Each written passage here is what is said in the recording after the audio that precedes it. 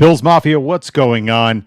Welcome to Buffalo Late Night. Tonight, we are going to be talking about the AFC East, how the landscape looks, what to expect, and a look ahead at the potential 53-man roster. Let's get into it.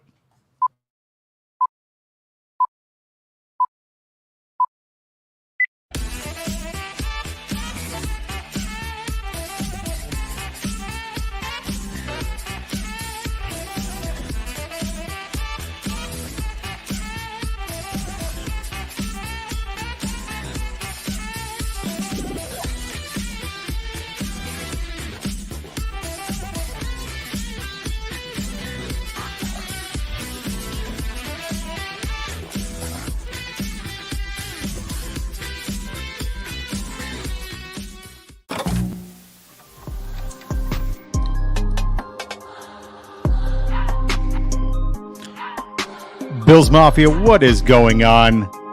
Good evening and happy Thursday. How are we doing tonight? Welcome to this week's episode of Buffalo Late Night. Glad that you are here. We got a jam-packed show tonight. You're joining us here on the Cover One Sports Network. Super excited to have you. I'm your host, Thomas DeLoss.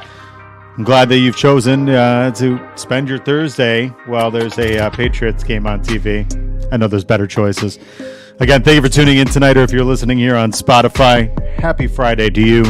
You can find our show free on all social media and streaming platforms, including Spotify and YouTube, or however you pod. If you are watching on Twitter right now, hop on over to YouTube. Join us. Join the conversation. You don't want to sit there and be on Twitter. It's not fun. Also, make sure you hit that subscribe button.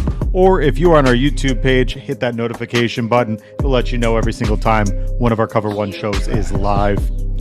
Now, I got some exciting news. I do have a couple giveaways going on right now. I have a giveaway for some Patriots tickets later in the season. And then I also have a giveaway for a copy of Madden 24. You can find those right on my Twitter page. So go ahead and check those out. You'll see my Twitter right there. There, inverted, at the Thomas DeLoss. Go ahead and hit me with a follow. We can go ahead and potentially win yourself some free stuff. Now, guys, we are officially 2 days away from a real Buffalo Bills football game. We're getting there. So if you guys want to get all the best coverage, make sure you're subscribed to Cover One and the Cover One Pass. We'll give you all the analysis, everything that you're looking for. You already know we provide all the best shows on the network. Check us out. We'll be here for you. Now, tonight we do have a loaded show for you. We have two fantastic gentlemen this evening. First is the host of the Circle the Wagons podcast, my friend Nate. And secondly is the Buffalo writer for A to Z Sports, Mr. Adam Zientek. Guys, what's going on tonight? How's it going? Hey, thanks for having us on, man. Absolutely. I'm glad to have you back. It's been a long time since you guys have both been on the show. I think it's been a year, but I'm glad to have you guys back in the fold. The first thing we're going to do tonight is we're going to bring our guy, our injury specialist, the guy that comes on every single week, which he'll be on every single show at the beginning of the show to let us know how the Bills are looking, how the injury report is faring, hopefully on the shorter side, because that means things are looking good. That's our guy, Mr. Banged Up Bills, Dr. Kyle Trimble. Kyle, what's going on tonight, brother? Guys, good to talk to you. Things are looking pretty good injury-wise, so we can get into it. And does everybody want to start off with there first, Thomas? Yeah, why don't we talk about the big one that I think people were kind of hearing about today with Terrell Bernard. What happened? What do you think is the prognosis? And, what are his chances of potentially still being in the battle for the middle linebacker job? So Bernard, he suffered a hamstring strain early in practice. I think it was the first set of the team reps, and he left with a trainer early on. So he missed virtually the entire practice. And we don't know which side it was or how severe it was or really what he was doing in general. They just said he just walked out of a training staff and did not return for the rest of the practice. And then I think about 2 or 3 o'clock in the afternoon, we got an update there was a hamstring strain. So that's unfortunate. We do see these acclimation injuries happen early on in camp. We're seeing it with Reggie Gilliam, Cam Lewis, some of the other guys around the team, Tim Settle, where you're just kind of working up and increasing the activity levels. So unfortunately, things like this can and do happen. I would rather have it happen now than later on in the season like we do see. But this will have an impact on the middle linebacker competition, if you will. So looking at the timelines, what we see from last year, guys were on average missing a game when they suffered a hamstring strain, and they were getting treatment on the injury report for about 2 weeks there. So whenever they were on the injury report, they were receiving treatment. And it's not saying that they weren't still rehabbing at some point, but that injury, when they're on the injury report, lessen their chances to play. So that's why they show up on the injury report. So we're looking probably at a 2 to 3 week window where Bernard might not be practicing full and slowly working himself back. Maybe this is just precautionary and he's going to miss, obviously, the Saturday's game since it's so fresh, and maybe he comes back quicker. But the Bills have been known to be conservative with the hamstring strains. They also do a real good job rehabbing them in that they might take a little bit longer to get back, but we're not seeing a recurrence of them later on, which is a good sign for Bernard. So they're going to take their time with this. Hopefully, we get some level of whether it's a day-to-day thing, which would be optimal for him, or if it's even a week-to-week. But usually, are the hamstring strains we see day-to-day. He's definitely going to miss Saturday. Chance that he could miss next week there too, which wouldn't be good for his battle against Tyrell Dodson, but we'll just see how the cards play out. Even when he does come back, there is about a 30% chance for him to re-injure it. But once again, the Bills are pretty good about managing that. We haven't seen a big recurrence of those in past seasons. So what is the kind of the long and short of what's going on with Jordan Phillips? Is he trending to being ready for week 1? Yes, he definitely is. He's looking pretty good. He was just shy of 6 months of his rotator cuff surgery that he had about mid-February, according to Ryan O'Halloran of the Buffalo News. And he did a real great job detailing everything that happened, like when the injury happened, what damages occurred at the time. So when he suffered the injury against the Patriots in week 13, he tore his labrum at that time because he said he dislocated his shoulder, which is what happens when you tear your labrum. And then when they're playing against Patriots again in week 18, he took a double team block against Trent Brown. And Trent Brown, being the big boy that he is, leaned into Jordan Phillips, and that's when he tore his rotator cuff. So he had a lot of damage in there, and you could see why that they were not rushing him back for the beginning of training camp. But Ryan O'Halloran also had said that he's going to be looking to ramp up on August 16th for team drills, and barring setbacks, which I don't know that he's going to have those because they're taking their time with this. He should be good to go for week 1 because there's still plenty of time for team reps throughout training camp and the preseason. Okay. And then I had another one. Any ones that you've been kind of keeping tabs on? We had Brian Thompson, who's a depth wide receiver, and Isaiah Coulter, also a depth wide receiver. They both come back from injuries. They'd missed about a week with a concussion for Thompson and a right knee injury for Coulter, which was good. They need to fight for their jobs, hopefully a playoff, or a practice squad spot. We got Leonard Floyd got dinged up. Damian Harris got dinged up. I mentioned Cam Lewis, Reggie Gilliam, Ed Oliver's dealing with back soreness. A lot of these guys are just starting to feel the effects of just playing football again and just being out there every day. So they're being smart with them, not really rushing them back out there. None of those guys really concern me too much.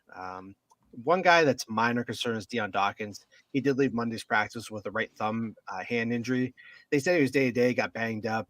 He did come back to practice on Wednesday. I assume, though I didn't see the pictures, that he was wearing some type of brace on there. But what was notable is the brace, the portion that goes over the thumb and went way down over.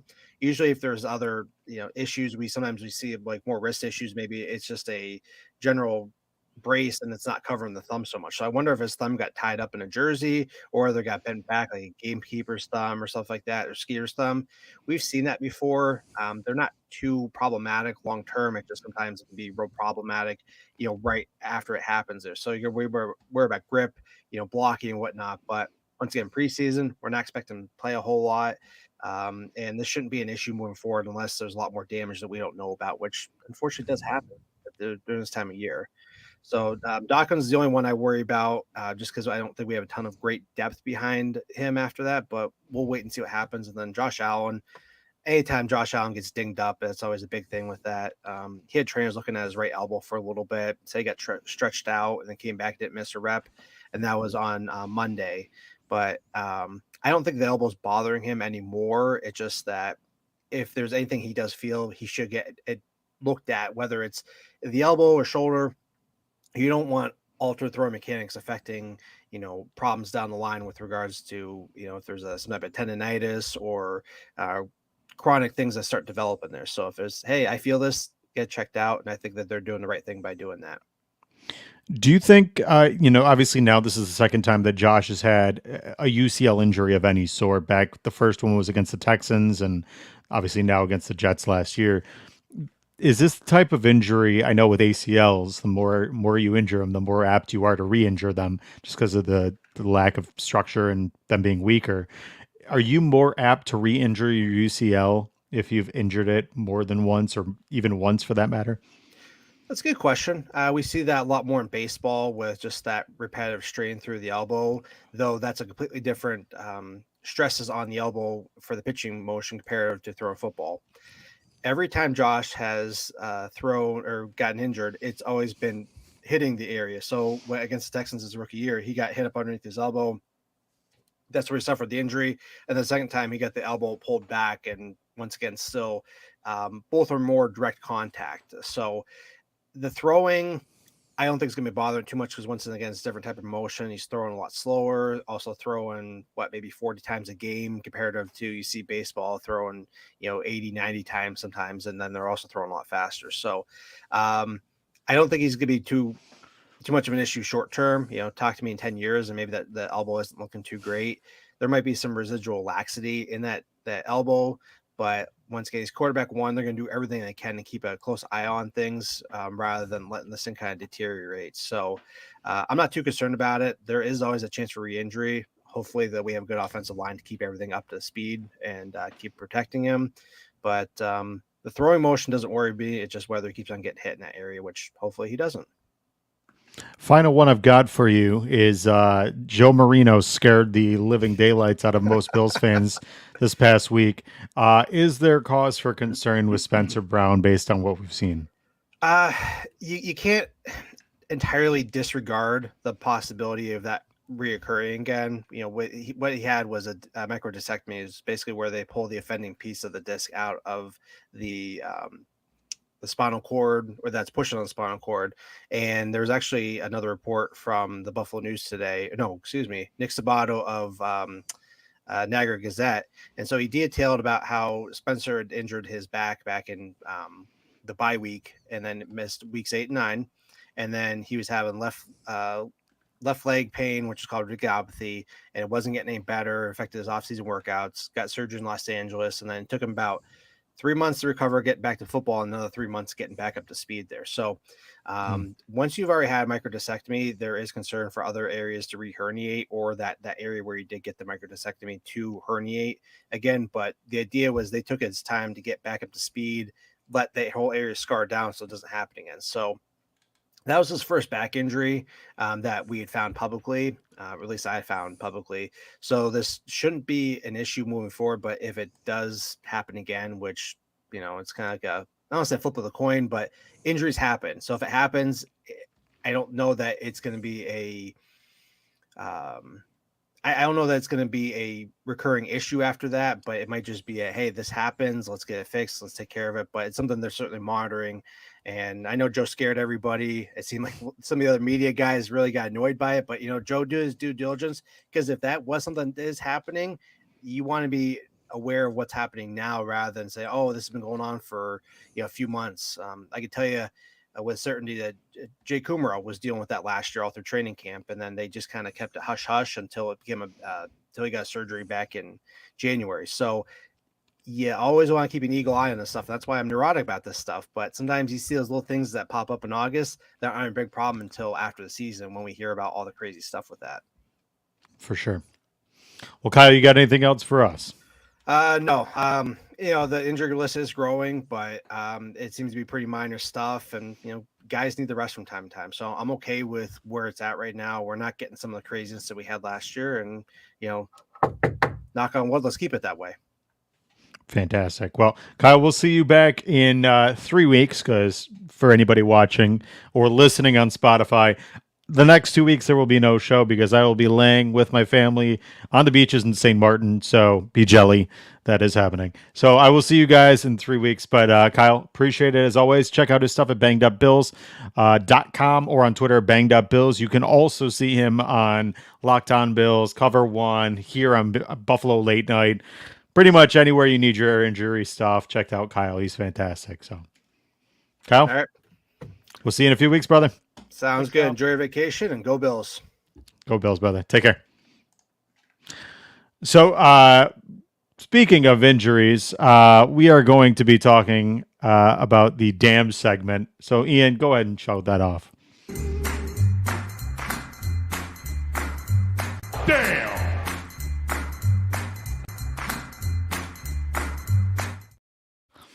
In tonight's damn segment at Buffalo Late Night, we tip our cap to the CEO of the San Francisco 49ers, Jed York. Mr. York, being the CEO of the 49ers, is a businessman, and thus he has various business interests, one of which is allegedly insider trading. Allegations stem from the activities of a business he was invested in and a 10-year member of the board of directors for named Chegg. Chegg is a website that allows students to get 24/7 help with homework, or if you're a tech-savvy student with morally ambiguous views on quality of education, you could just have them answer the test questions for you. This led to profits soaring during the pandemic. Obviously, everyone was home, and of course, they're, quality and honest and everything else. The 49ers, strangely enough, partnered with Chegg, and Mr. York made a whopping $1.4 million after dumping stocks with an artificially high value during the pandemic. Per lawsuits, students realized that they could log on Chegg while taking tests and search the company's database for academic exams, or even ask an online Chegg tutor for answers to the test questions. Students then cut and pasted the answers into their finals, so making millions of dollars on something that I wish was available when I was in high school. We tip our cap to Jed York and award him this week's damn trophy. Also, congratulate him on the current behavior, which makes him a shoo-in for Congress when he inevitably runs. So there we are. That is the damn segment for tonight. Guys, by the way, if you ever watch the show and you see our damn segment, it's not always PR. It's not always the most fluffy butterflies, rainbows, unicorn puke. It is a little bit spicy. So in advance warning, I apologize. Or I don't. It's 9:00 at night on a Thursday. Does it really matter? If you're watching Pat McAfee in the middle of the day, this is probably much tamer than that anyway. That being said, guys, Nate, Adam, let's get into tonight's main topic with everything. We are going to be talking about the AFC East. We're going to be talking about how everything looks in terms of the division, what we think. Obviously, this year, the Bills are not favorites. The Bills are apparently even underdogs, potentially. People think that the Bills may not win the division, that the Dolphins and the Jets could potentially usurp them. So that's what we're going to talk about. We're going to talk about what we think, what's going on, what they've done, any off-season additions, and kind of just, see what we think. So let's go ahead. Adam, if you don't mind kicking us off, we're going to talk about the Miami Dolphins to start things off tonight. Adam, what are your thoughts about the Miami Dolphins heading into 2023? The Dolphins and the Jets got significantly better over the past few seasons and have given Buffalo the fits. You go on Twitter and you see Dolphins fans bringing up how we barely beat them 2 times out of the year, and the first time when it was 9,000 degrees on the sideline and our players were dropping like flies, they got the win, and everyone goes back to that image of Tua hugging Josh. I think what really hurt the team was the Jalen Ramsey unfortunate injury, losing him for the season. Obviously, there was really high hopes. As a football fan, I was really excited to see Josh Allen take on their secondary. And with him going down, that does hurt. They have other guys who can come in and step up. But then them losing Mike Gesicki, they didn't really use him very much. He had a real big drop in usage. But the Dolphins have a solid unit. I think the biggest thing against them, much like the Bills, much like the Jets, are probably the offensive line woes. If you can protect your quarterback in the AFC East, or if you can band-aid your O-line together to hold up long enough for your player to dissect the defense and get some yards, I think that's what ultimately is going to be the big game breaker for them. You look at the Dolphins, like I said, they had a solid solid team last year. They're solid on defense. Tua took that step forward with Tyreek Hill joining him. Tyreek kind of silenced the haters, saying that he could only pretty much make his career with Patrick Mahomes. Teamed up with Tua, and while Tua had that devastating multiple head injuries, the first of which was not a dirty hit by Matt Milano. I stand by that 100%, and I will defend the gorgeous man that is Matt Milano until the day I die. I truly don't think it was a dirty hit. He stumbled, hit his head back, and it was very bad. The second one was much worse, but like I said, Tua, when he was healthy and was really in his game, was balling out. So I mean, I'm not scared of either team because we have the Buffalo Bills and we have Josh Allen and we have an elite defense and Sean McDermott's calling the plays and our offense is getting better with perhaps the best weapons that Allen's had in his career. But I'm not ignorant to the fact that the AFC East is not as wide open as it was when the Patriots were running roughshod and the rest of the teams were trying to scrap together a 500 win. It's going to be tough. It's not going to be easy, and there's going to be very close games where you are biting your nails watching your TV, screaming at the Bills or the Jets or the Dolphins or the Patriots this season. Nate, what are your thoughts about the Dolphins going into this year? Yeah, it's funny. You mentioned that a lot of people are thinking the Bills might be underdogs in their division, but those people are talking heads. Those are people that are trying to get clicks and views because the Bills still have the best odds to win the AFC East division by about 3 times more than anyone else there by the Jets. It's funny that the Jets are second, but I get it. The Bills are plus 900. The Jets are plus 2,500. The Dolphins are plus 3,000. And the Patriots are plus 5,000. As for the Dolphins, I mean, I'm not worried about the Dolphins in general, but I do respect that they have the ability to win because for the past 3 years before this last season, they were kind of an afterthought. We were thinking you were going to go easily 6-0 or 5-1 in the division each season. And I think that we're just looking at that as like, that's not a guarantee at all anymore. I mean, sure, last season we were, a botch snap away from winning that Dolphins game in Miami, plus we had about 6 offensive linemen go down. I mean, it was everything that could go wrong. It was like a Murphy's Law game, right? Like anything that could go wrong for the Bills did.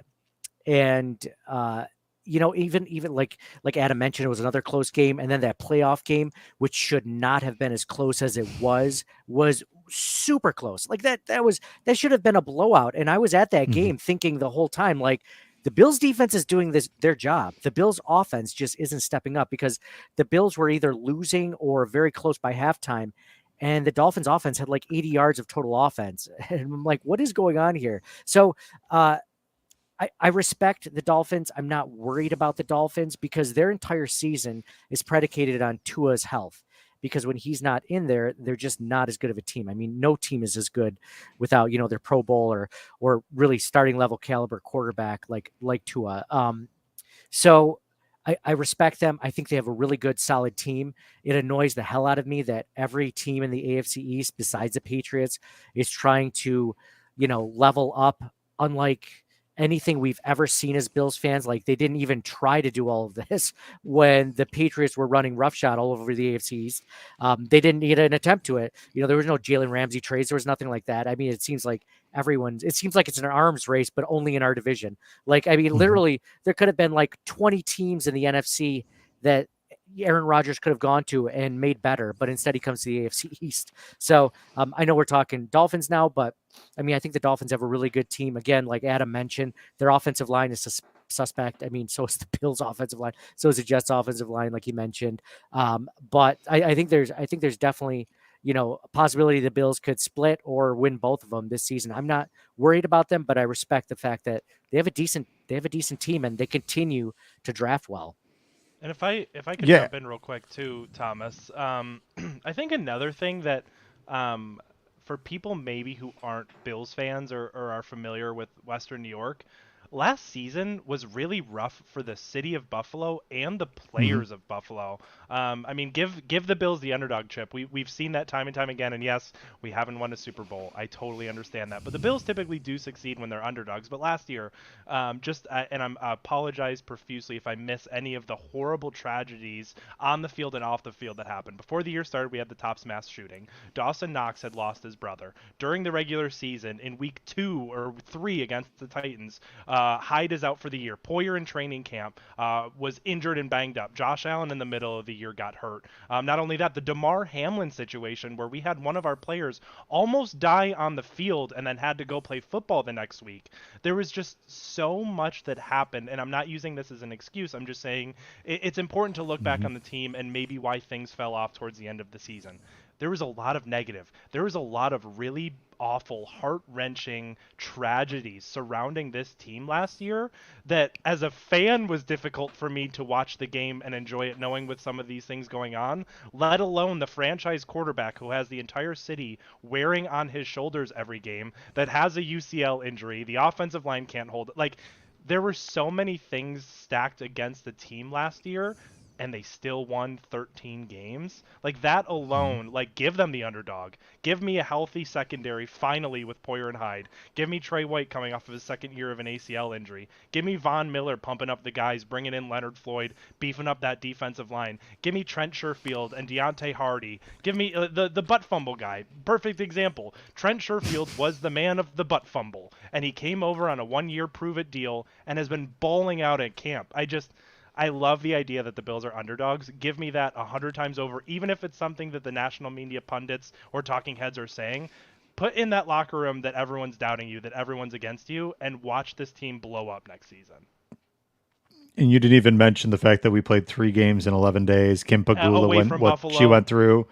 Yeah, John Murphy, everything he went through. I mean, there was the litany of things that happened last year. But I'll just say this in general with the Dolphins. And, you know, they brought in Vic Fangio, which he's this mastermind, even though Josh Allen has literally whipped him around every time he played him. The biggest thing that it's going to come down to is Tua Tagovailoa, right? I mean, and you said this, Nate, and Adam, you mentioned this, not having your quarterback. And it's the same for any team. You take any team's quarterback away, voila, team's gone. Same thing with the Miami Dolphins, but I think it's even more so because you saw other teams, they were able to, I mean, when Mike White came in last year, granted Mike White is better than Zach Wilson, but you've seen other teams that kind of stay afloat even with their backup. That team was so heavily predicated on Tua and him being the quarterback that when he was out, Bridgewater, Skylar Thompson, I mean, they really just couldn't do much of anything with that team. So the Dolphins need Tua to stay healthy, and inherently, that's a big risk because Tua, since high school, has never been healthy. He had the massive hip injury at Alabama. We already know about his concussion issues. And you had mentioned the one about Matt Milano, which Uber Hansen will love you, the fact that you've talked about handsome Matt Milano. But people don't realize when you play in Miami with that heat index, you're dehydrated. And part of your brain and what happens is your brain is protected by fluid that protects your brain from hitting the walls of your skull. And when you're dehydrated, that fluid then evaporates. It obviously, you're dehydrated. There's less fluid in your body. That's likely what ended up happening is when he fell, his head was just jostling around because he was dehydrated. Because when you're playing football, you just don't have the time to be able to actually keep yourself hydrated. It's just impossible. You're exerting too much to keep yourself fully hydrated. But needless to say, and that's neither here nor there, and don't take that for what it's worth. Just take that as I believe that is the case. I'm not a doctor, but I'm fairly confident I remember hearing that. The Dolphins team is interesting because, like you said, Jalen Ramsey, he's out. That was their big ticket. That was their meal ticket. That was the one Dolphins fans have been really riding into the sunset, is that he was going to be the one that was going to get them over the hump, right? You saw Bradley Chubb. Whatever, like, I mean, he was kind of just lackluster, and they traded away trade the farm to get to him. We know what Tyreek Hill is. We know what Jalen Waddle is. But if you take away Tua, that team is just a team. They are just average at best. They have the same running back core that they had last year, even though people keep thinking they're going to bring in Dalvin Cook. I think they're fine. I think that the Dolphins can be dangerous. But I think what the Dolphins need is the Dolphins need everything to be perfect. Whereas you saw last year with the Buffalo Bills, when everything was wrong, they still were successful. When they had their backs against the wall because of everything they were just dealing with inherently with off the field stuff, injury issues, which the Bills have, I mean, they were just absolutely snake bitten last year. They hadn't dealt with the injuries since really Brandon Beane and Sean McDermott have been here. They just hadn't dealt with it. Last year, they dealt with so many injuries. They didn't know how to kind of handle it. And when they played the Dolphins in week 3, half their team was injured. The Bills have proven that they can deal with everything and still be successful. I don't suspect that the Dolphins are in that same category. They're still on an upward trajectory. Speaking of the Dolphins, let's move on to the New York Jets. The New York Jets are the team that we are going into week 1, September 11th, in New Jersey. It's going to be a very, very highly contested game. Aaron Rodgers coming out of the darkness to play in New York. Nate, why don't you get us started? Tell us what you thought about what's going on this offseason, what you think about the Jets, and what you think this game is going to be. So I'm really interested into this first game because I ran a poll on Twitter mentioning, I kind of got this feel for it. Of course I can look at like listens, downloads, t-shirt sales and whatever, but like just that this Bills fan base, Bills Mafia in general, we're not as excited about this season as we were last season. And I think a lot of that has to do with the expectations that were put on last season. I think a lot of it had to do with the way that this last postseason ended. And I'm very interested in this game because from all accounts, it was like 60% of the people that I polled said that they're still dealing with a hangover from last season. And this was just a couple of weeks ago. I mean, we are 7 months away from that loss to the Bengals, and folks are still upset about it. And I completely get it because I'm kind of there too. I've been talking every week about the Bills since that game, and that game was kind of like, what? Like it was worse than the 13 seconds game because at least you were like, oh man, like no postseason loss is a good postseason loss, but that one just, it was just yucky, and so it's funny because like I'm wondering what will take us out of this funk. And honestly, like I still don't feel out of it. I still don't get the feeling from the fan base. Like, sure, we're getting interested in it. Sure, we're perking our ears up, but we're still not over that disappointment. And I think that the one thing that will really bring us out of it is a big win over the Aaron Rodgers-led Jets, and basically showing us that we're still the top dog in the AFC East. If you want to win the AFC East, it's not enough for ESPN commentators to say, oh, I think the Bills are on a downside. Like, no, show us. Beat the Bills in New Jersey the first week of the season in prime time, and that will be... Now, that could go one of two ways, of course. That could be either the best week 1 ever, where we show Aaron Rodgers he's really on a spiraling downtrending area of his career, and he's done, or he leads them to a victory and we're spiraled down even further into this, darkness of despair. But I'm really interested to see. Again, just like the Dolphins, I know the Jets were 7-10 last season. I know they weren't a great team, but they weren't a terrible team. They were not an awful team. And they had a good run game. They lost Breece Hall in the very beginning of the season. And by all accounts, it sounds like as far as I know, he should be able to start week 1, which, is interesting. He's a very good running back. And when they had him, they were a different team. So the fact that Aaron Rodgers took a $35 million pay cut to be in, like, come on, man. Like, no one does that. Like, why do you have to do that against us in the AFC East, right? So, like, I respect it. I never hated Rodgers. He's love-hate sort of guy. There are things I really like about him, things I don't like about him, but and then, they added some talent in the offseason. They added McCole Hardman. They added Alan Lazard. I think this is a good team. I think they have a good coaching staff.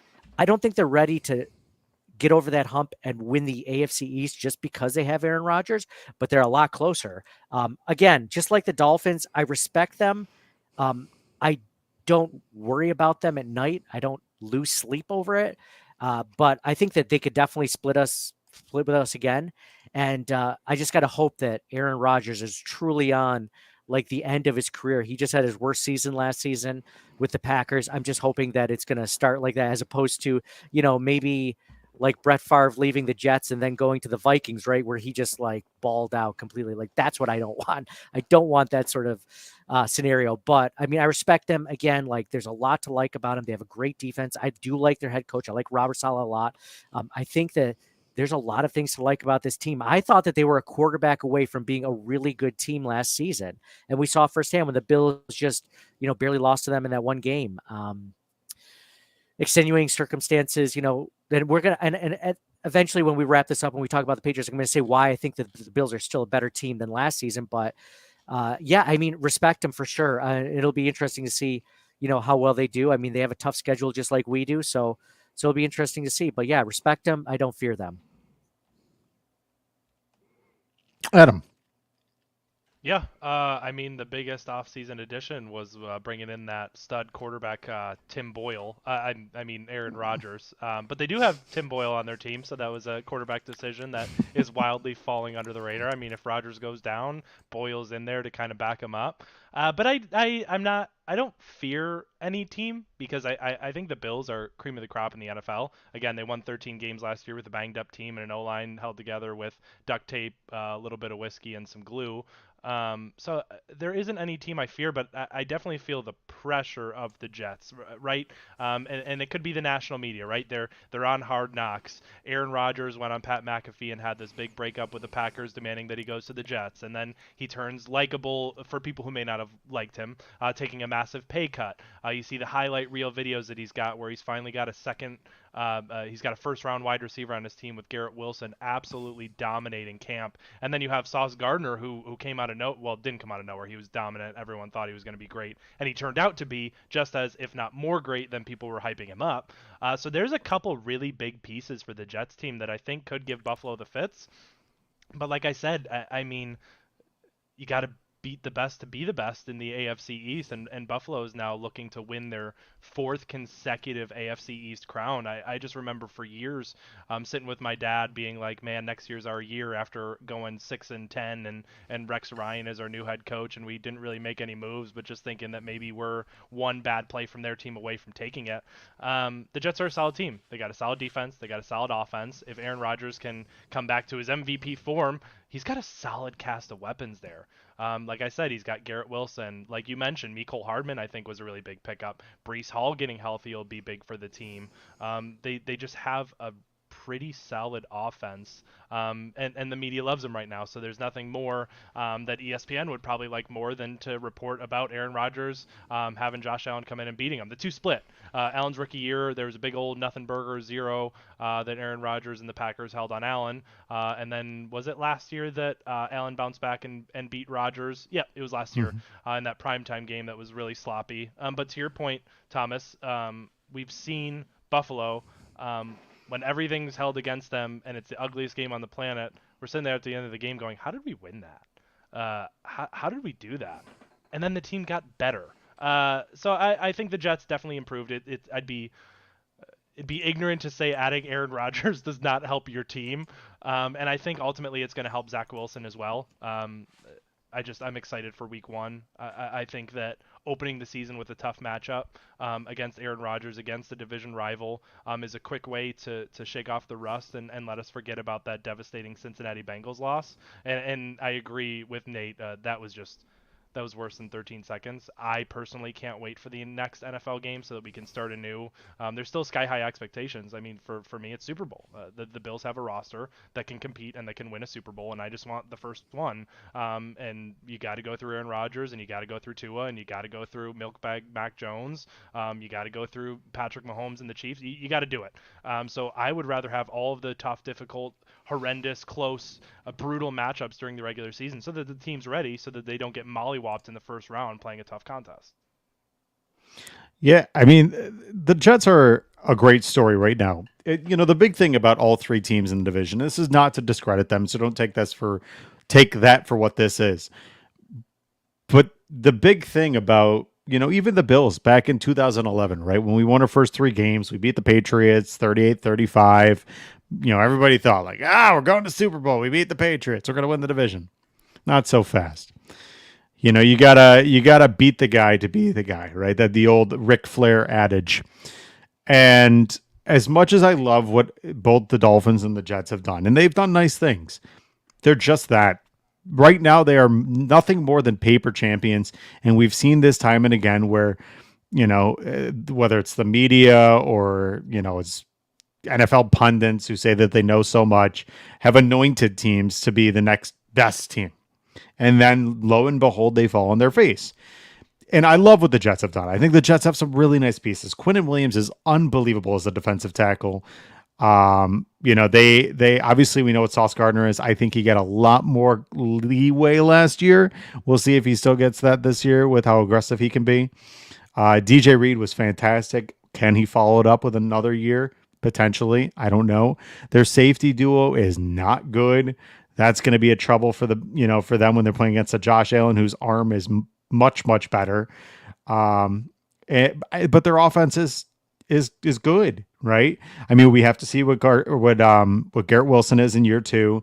Breece Hall, will he be as effective? Will he come back? When will he be ready? Will he be ready for week 1? Probably not. Even if he is, will he be effective? Like I said, I don't know. And then the big caveat is Aaron Rodgers, right?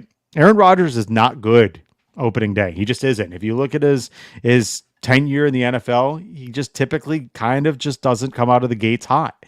And then on top of it, the big thing, and we've said this before, the Bills are a team, for the most part, that have been the same group of guys for the last 7 years. That's not the Jets. The Jets have a lot of question marks. Their offensive line has been a question mark for the last couple of years, like you guys mentioned, and it hasn't gotten better. Mekhi Becton still is not good. He still can't stay healthy. They got rid of George Fant.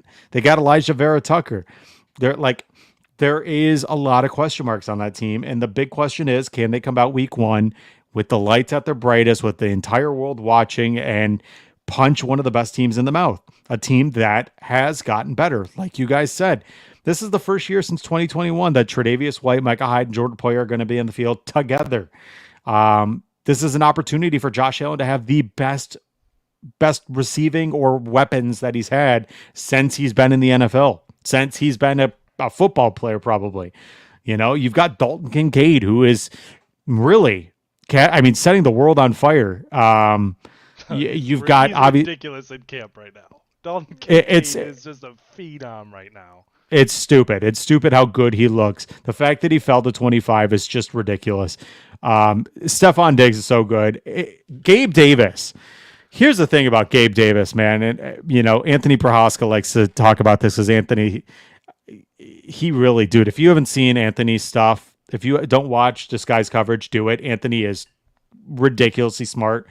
But he's talked about Gabe Davis in the fact that what you're seeing now is a guy that is healthy and a guy that's getting back to what he could do before. I know a lot of football fans, and this is not to take pot shots at fans, but it is what it is. Take it how you want it. Football fans, for the most part, generally speaking, have not endured the injuries and had to play through the injuries that these guys deal with every single year. The fact that these guys are even capable of doing what they can do with these injuries is more impressive than the fact that they're not as successful with them. I think Gabe Davis is going to have a banner year. I think he's going to stun people. Whether he gets a contract now or at the end of the year is irrelevant. He's going to get paid. But the team in general, and back to what the Jets, and I'm kind of tangent oriented. I apologize. The Jets are a really fun team on paper right now. There's a lot of really exciting things about the team. I have a lot of friends that are Jets fans, and this is not to disparage the team, but there's a lot of question marks, And the big thing, again, like I've said before, is there's less question marks when it comes to the Buffalo Bills than there are with other teams. And Jessica, I do like what you're saying. He is motivated. I do think Aaron Rodgers is motivated. But here inherently is the issue with Aaron Rodgers. He's been motivated before. He's been motivated for most of his career. Then what? What happens when things go sideways? Aaron Rodgers is a bit of a basket case. The guy has been notorious for kind of separating himself from people that are around him. Brian Gutekunst from the Packers and him were at odds for most of the time. Aaron Rodgers has a notoriously not great relationship with his own family. My question and my concern is if things start off rocky with the New York Jets, that media, which is notorious for being very difficult to handle, will things continue? Will things stay afloat? That's a big question. And then, guys, let's head into what I believe to be the bottom 12 of the division, even though there are people that perceive this team as not as bad as others. The New England Patriots. Adam, thoughts about the Patriots? Do you think they can piece anything together to be competitive this year? I mean, it's the NFL and it's the Patriots and it's Bill Belichick. So I think maybe like 2 decades of torment and emotional abuse and trauma makes me think that yes, because it's Bill Belichick and the Patriots. But they're definitely, if I was a betting man, they'd be at the bottom of the division, which can benefit them because everyone's kind of out on them. I don't fear them like I did in years past. I think when we beat them, when Cam Newton got stripped by that DT. What was his name? The big boy. Justin Zimmer? Zimmer. Yes, that was such a defining moment, and I love that play. I just hope we go in and beat them up. But it's the NFL, right? While we say they're bad teams, like the Texans and the Patriots being in their division, and respectfully any other team that's bad, they're still professional athletes who want to go out there and win, and they do have a couple nice pieces to their roster. But much like the rest of the AFC, it kind of goes through the quarterback, right? And they definitely have the worst quarterback out of the bunch. And it's just they haven't put together a string of anything good in a little while. So I don't fear them like I used to, but my mind, it's really difficult to count out Bill Belichick in any way, even if he has a horrendous or a below 500 record without Brady, even if he struggled the past few seasons, even if he looks human and he's on his way out. It's always going to be a struggle for me, maybe for the rest of my life, from the beating that we've gotten to rule them out. But if I'm putting pecking order, Bills are first, Patriots are last, sub in the other two however you'd like.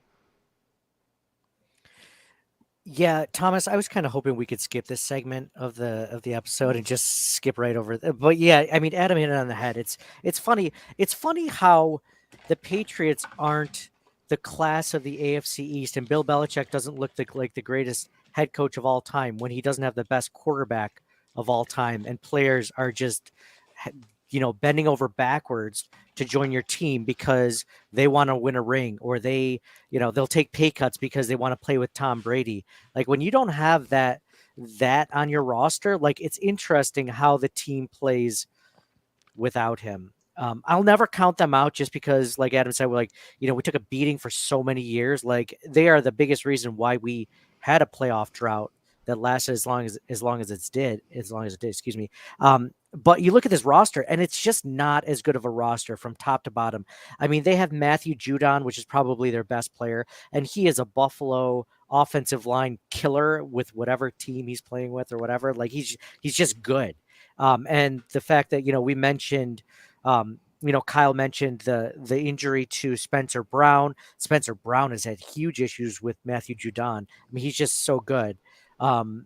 And so that does scare me a little bit. I remember I had on somebody on my podcast to talk about Spencer Brown specifically, and the gentleman was like, Matthew Judon threw Spencer Brown into the dirt on a play, and I'm just like, how do you do that? At 6'8", 320 pounds or whatever he is, how do you do that? Like, and he just did. That's a whole other issue. Like that's my biggest worry of heading into the season is probably Spencer Brown. But yeah, I just don't think they're kind of an afterthought to me. I'm never willing to rule them out. Like I definitely hold the Dolphins and the Patriots, or I'm sorry, the Dolphins and the Jets ahead of the Patriots. I'm just not as worried about that. I don't think, the bag of milk, like Adam says, is anything to really worry about. I think he's okay. I think he's better than Bills fans really give him credit for, to be 100%. honest. I like him better than I like Zach Wilson, which isn't saying much, but like, I mean, there's things to like about, Mac Jones. I don't think, like I said, I don't think he's as awful as Bills fans think but he's no Tom Brady, right? And if that's the standard you're holding this team to, maybe they make the playoffs again as a wild card, like they did when we absolutely annihilated them in Buffalo just a couple of seasons ago. Like maybe they make the wild card again, but this team isn't going far. I just don't see it. So yeah, I mean, sure, respect Belichick just because he is what he is, but man, another season where they don't make the postseason, another year where they have, lowered expectations. I I'm curious how many more seasons like that it's going to take before Bill Belichick gets the boot, because I think there's going to be rumblings after this season if they don't make the playoffs. I wonder if he retires though, because he's had such a prestigious career. I could see him kind of retiring first, and I will say, so I still want to point out two moves that I really like that the Patriots did: Juju Smith-Schuster and Mike Gesicki. Regardless of who the quarterback is, I think those are two solid moves that will help your offense. So I do like those moves, and it feels like that playoff game was years and years and years and years ago. Belichick without Tom Brady still found a way to claw back to the playoffs. So that's why I'm like so hesitant to be like, yeah, it's over, they're done. See ya, dude. Yeah, I'll tell you, with the Patriots, it's weird. First off, Matt Judon sucks at recruiting, and he tries hard. I will give him credit. He tries so hard. Like, yeah, God bless him. He really goes out of his way to just be average. But Nate, kind of like what you were saying, the Tom Brady way was the Patriot way. Everybody thought the Patriot way was winning. No, it was just people wanted to play with Tom Brady. People wanted to win championships. Once Tom Brady left, the allure of the New England Patriots went out the door with Tom Brady. And here's the thing with the Patriots. Like you said, Judon is probably their best player. Christian Barmore is fun. We'll see what he can do this year. I think, he's another one of those guys that if he has another big year, he could be in line with a really nice payday. Tyquan Thornton has flashed, but he's so hot and cold. There's just so many question marks on this Patriots team, and they don't even know who their quarterback is, whether it's Mac Jones or Bailey Zappi. I mean, I don't think anybody really trusts either. And I do agree. I think Mac Jones is better than people give him credit for, but I don't think he's not good enough to be able to compete. And the fact that in that win game against the Bills, even if they won, proved that the limitations are so impactful with Mac Jones' game that he couldn't throw. In an NFL that is basically a non-running NFL, I mean, we're seeing exactly what's going on, a la Jonathan Taylor and Dalvin Cook and all these high-profile running backs that either can't get a contract or can't get an extension. He can't do anything. He can't throw the ball. And so I think the Patriots are, I think they're holding on to that last glimmer of success that they had years ago and trying to ride that into the sunset. Not that they're actually good, because no one actually, unless this team somehow and Bill O'Brien makes magic, and I don't perceive that to be the case, but for some reason, because everyone thinks Bill O'Brien is going to be this wonder worker like Vic Fangio is going to be. If Bill O'Brien can go ahead and miraculously change this Patriots offense into something, and though I do like Ramondre Stevenson, I don't think he can carry the team enough to be able to compete against a Josh Allen-led Buffalo Bills team, or if the Dolphins are hitting on all cylinders with Tua, or if Aaron Rodgers decides he wants to play good quarterback this year, they could be good too. I think the problem again, and I keep going back to this, is the Patriots have just too many question marks and too many issues that they have to overcome to be able to usurp a team. And even more than all of that, and the big issues with the Dolphins, the Patriots, and the Jets is this isn't the old AFC where there was a couple good teams and you might be able to skate in with a 10-6 record. That's not the case anymore. True. The AFC this year could potentially be one of the greatest of all time in terms of pure talent within the AFC. Just how many teams could be good. The AFC North, all 4 teams could be good this year. The AFC West, all 4 teams could be good this year. The AFC East, obviously there's some question marks, but potentially 3 of the 4 teams could be good. And now you're seeing the Jaguars are good, the Titans, who knows, the Colts, who knows. I mean, there's just... Titans got D-Hop. I mean, they have a chance. They are a couple years removed from being number 1 in the AFC. So just to your point, like, the division is so stacked that you're not going to be able to sneak into the playoffs. You're not going to be able to squeak in anymore. Bingo. You're not going to be a Ravens Bengals 4th down miraculous touchdown to sneak back your way in. It's not going to happen. Exactly. So I think when it comes down to it, and we look at all these division teams, and again, there are positives, but there are also negatives. If you look at the Buffalo Bills, and I bias or whatever, you can call me, I don't care, it's fine. I think what the Bills have is if you look across the board, minus middle linebacker and potentially right tackle, depending on how Spencer Beck's back issue translates into the actual games, they upgraded almost every single position across the board, minus backup quarterback, because apparently Kyle Allen's trash. The Bills in general have just been the class of the division, and it hasn't gotten any easier for the teams in the division.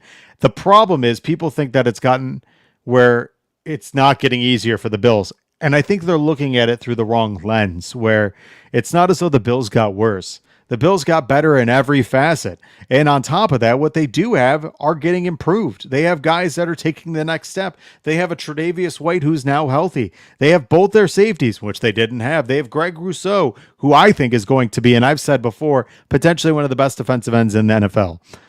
And then you have an offense, like we've already talked about, that could go to new heights, which is incredible because they've already been one of the best offenses in the league. I think the AFC East is the Bills to win unless they shoot themselves in the foot, period. I know the other teams are good, and I'm not discrediting them, but the Bills, I think, are truly in a class of their own. Gentlemen, if you want to give your last thoughts on the AFC East. Nate, I went first last time, so you go first. Yeah, sure. So I guess I agree with you for the most part, Thomas. Like, this team has either stayed the same or gotten better in almost every position except for middle linebacker. I don't think whoever starts there will be a downgrade to Tremaine Edmunds. And don't get me wrong, like, I wasn't the biggest Tremaine Edmunds fan. Like, for the last couple of years, like I said on our podcast, I'm like, I love him, or I like him. I don't love him. Like, I want to love you, Tremaine. Let me love you. And he just couldn't. So no matter what, if it seems right now it's going to be Tyrell Dodson. It's going to be a downgrade there. I think there's a lot of positions where they did, at least on paper, get better. So it's funny that we're mentioning the AFC East and we're talking about all these teams, and we're being, for the most part, pretty subjective about it. It just goes to show you, like, this. The media, I think, in general, doesn't like to keep talking about teams too much, especially after they have a disappointing ending like the Bills did. They're like, all right, I'm over you. Well, it's like, well, we're not worse. We're not that much worse. If anything, we got a little bit better. And we were 13-3, and all the things that Adam mentioned, all the trials and tribulations that this team went through, unprecedented last season. And they were still 8 points away from, they'd lost all three of those games by 8 points, so had they won one more game, maybe they would have been the number one seed and everything would have been different. You never know. Right. But I think this team is just as good. I'm so happy they're under the radar. Like, that is one of my favorite parts about this offseason, is that everyone's counting out the Bills either in the division or the AFC or the Super Bowl or not the Super Bowl odds. Vegas is one of the few places that does hold the Bills in high regards, and they're one of the people I trust more than Stephen A. Smith or Colin Cowherd or whoever's talking about the NFL or teams or the Buffalo Bills. There's a lot to be excited about this team, and I know we're still kind of hungover from that loss, which I get. I'm still that way too, but I mean, Bills fans should be excited. I mean, this division is ours for the taking again, and barring any injuries, any major injuries or whatnot, I think the Bills can overcome a lot, and the Bills get back, a healthy Tre'Davious White. They didn't have him for most of the season last season. They have Micah Hyde back. They will eventually get Von Miller back, probably week 6 or so. I don't know. We'll see. But there's a lot to like. The Bills have so many more weapons at their disposal. Hopefully offensive coordinator Ken Dorsey can do a lot of 12 personnel. Anthony Prohaska, you mentioned him earlier, Thomas.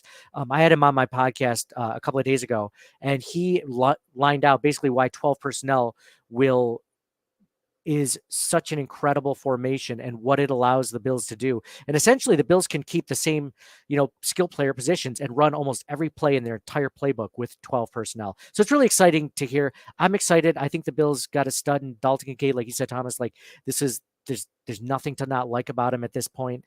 Yeah, it's nice to hit on those draft picks. We'll see what happens at quarterback too. Not sure how that goes. But again, like that's not a bad competition because no matter what, you end up with a pretty good starting level cornerback. So that's a good competition to have. Same with right guard with Bates and Torrance. Middle linebacker, I'm kind of worried about, but slot wide receiver, I think we could still be better than Isaiah McKenzie in that. Like, there's a lot to like about this team. The interior of the offensive line could be the best it's ever been under Josh Allen or since we've last seen the last 10, 15 years. So that's exciting. And, we just got to hope the tackle play holds up or just gives a Josh Allen enough time so that he can step up in the pocket. Cause that's really all he might need to make it to the next level. And for me, team's healthy. I trust Sean McDermott and Brandon Beane. I don't have much more to say than Nate. If Josh Allen can stay healthy, we're winning the division. Yeah, like I've said, I think the Bills are a very, very talented roster, top to bottom. Obviously, it's a lot on paper, but they've proven to be that good, being 13-3. Adam, you mentioned at the top of the show just purely what they went through. Being that successful, I think, it speaks volumes to not only the character of the team, but the character of the organization. One quick story: we were at training camp, first Friday of training camp, and my wife was there. She loves Sean McDermott. We were very, very fortunate to be able to meet Sean McDermott, and my wife got a picture with him, and he held my son, took a photo. Couldn't have been a nicer guy. Everything that you think that about Sean McDermott is exactly what you expect. The guy is a breath of fresh air. He's a good person. He's just a nice human being, a very humble human being. And that just tells you exactly what kind of organization this is. But I believe this team's going to be good. I have full faith in that. Aside from that, gentlemen, tell people where they can find your fantastic content. So you can find me on Twitter at PrimetimeAdam, or this is my @ right here. I write for A to Z Sports, specifically for Buffalo, but I cover all 32 NFL teams. So you can follow me at atozsports.com and just find me there. Yeah, you can find our podcast every week on the Buffalo Rumblings Podcast Network. Just search Buffalo Rumblings wherever you listen to Spotify podcasts, any of those options. We're on Twitter at CTW Pod, like Circling the Wagons Pod. We're on Facebook, Instagram, wherever. Try Threads. It's okay. It's all right. It's not bad. It's not that good, but it's all right. I'm trying to get into Blue Sky. If anyone has an invite that it's burning a hole in their pocket, I'll take that to check it out. But no, this has been a lot of fun. Like, you guys are a ton of fun with Thomas. It's been a while. Adam, it's been a while, but like, it's super cool talking Bills with you guys. Such knowledgeable folks, and folks on social media, writing. I mean, this was a lot of fun. Thank you so much for having me on, man. No, I do very much appreciate it. And for everybody watching, I do, I thank you for tuning in tonight. I will be back in a couple weeks. Like I said at the top of the show, my wife, myself, my son, and a bunch of our family are going down to St. Martin in the Caribbean. We'll be there for a couple weeks. So the next show will be September 7th. It'll probably be earlier because that's the opening kickoff game of the season. And I'm not going to try to compete with that because it's not going to work. That being said, guys, one thing I do want to mention, I didn't mention this last show, but I'll mention it tonight. Be kind to each other. Early in this year, my grandfather passed away January 11th. I don't want to keep bringing it up for no other reason. But what I do want to say is it happened suddenly, very, very suddenly, in the course of the fact that 28 days he was in the hospital and passed away. Life is very, very quick. Life is very sudden. You don't know what's going to happen. Tell people that you love them. Call them up. If you haven't talked to somebody in a while, give them a call, say hello. Just in general, tell people that they're important to you and wrap your arms around them, embrace people, because life is too damn short to not do so. So I do very much appreciate it. I appreciate you guys taking the time to tune in with me here on Buffalo Late Night every Thursday night on the Cover One Sports Network. Make sure you're signing up for the Cover One Pass. Great content going into this year. We got the Slack channel, really, really good stuff there. But again, I truly, truly appreciate you spending time tonight with us here. For Adam, for Nate, I am Thomas DeLoss. You can find me at the Thomas DeLoss on Twitter, or however you pod. You can check us out, Buffalo Late Night. We will see you guys in a couple weeks. Be well. Go Bills. Go Bills. Let's get out of here. Go Bills. The Bills make me wanna. The